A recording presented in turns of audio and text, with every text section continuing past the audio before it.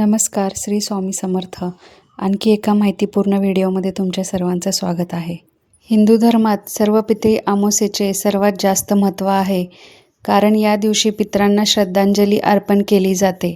ही तिथी दरवर्षी अश्विन महिन्यातील कृष्ण पक्षातील अमावस्येला साजरी केली जाते. या दिवशी पिंडदान किंवा तर्पण हे सर्व पितरांसाठी केले जाते.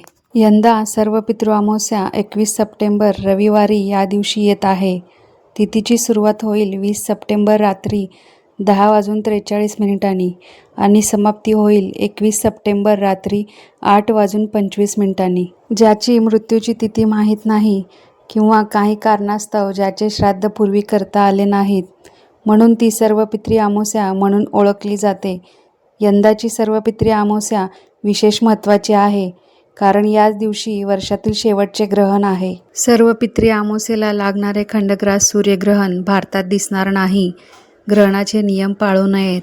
सूर्यग्रहण लागणार त्यावेळेस भारतात रात्र असेल, त्यामुळे ते भारतातून पाहिले जाऊ शकत नाही. तसंच श्राद्ध विधीसाठी सूतक काळ ग्राह्य धरला जात नाही, त्यामुळे या काळात श्राद्ध तर्पण विधी केले जाऊ शकतात, असे म्हटले आहे.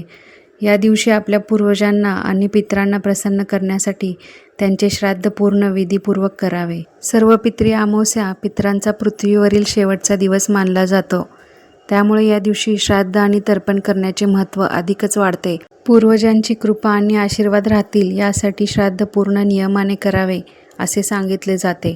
सर्व पितृ अमावस्या त्याच दिवशी सूर्यग्रहण देखील आहे. हा दिवस पितृपक्षाचा शेवट मानला जातो.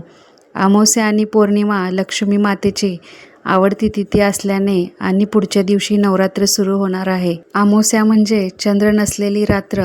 शास्त्रानुसार हा दिवस ऊर्जेने अतिशय प्रभावी मानला जातो. अमावस्याला केलेले उपाय पितृकृपा, धनलाभ, आरोग्य आणि मानसिक शांतता यासाठी अत्यंत प्रभावी मानले जातात. चला तर जाणून घेऊया कोणते असे उपाय आहेत, त्यामुळे लक्ष्मीची कृपा आपल्या कुटुंबावर सदैव राहते.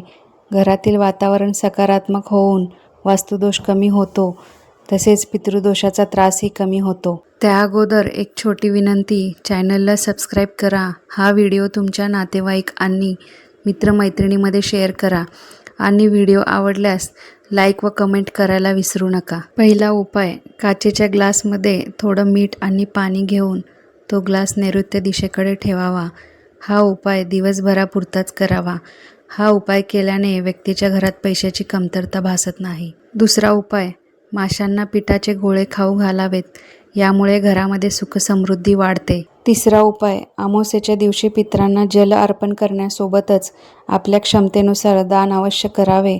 त्यामुळे घरावर आकस्मिक संकट येत नाही. चौथा उपाय, अमावस्याला पिंपळाच्या झाडाची पूजा करावी, पाणी घालावे आणि ओम नमो भगवते वासुदेवाय या मंत्राचा जप करताना 7 प्रदक्षिणा घालाव्यात.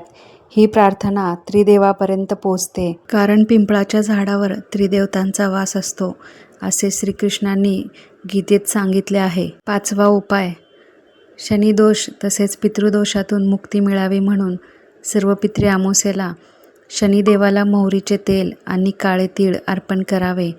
यामुळे कुंडलीतील 7.5च्या त्रासापासून किंवा शनीच्या प्रभावापासून बचाव होतो, तसेच पितृदोषातून मुक्ती मिळते.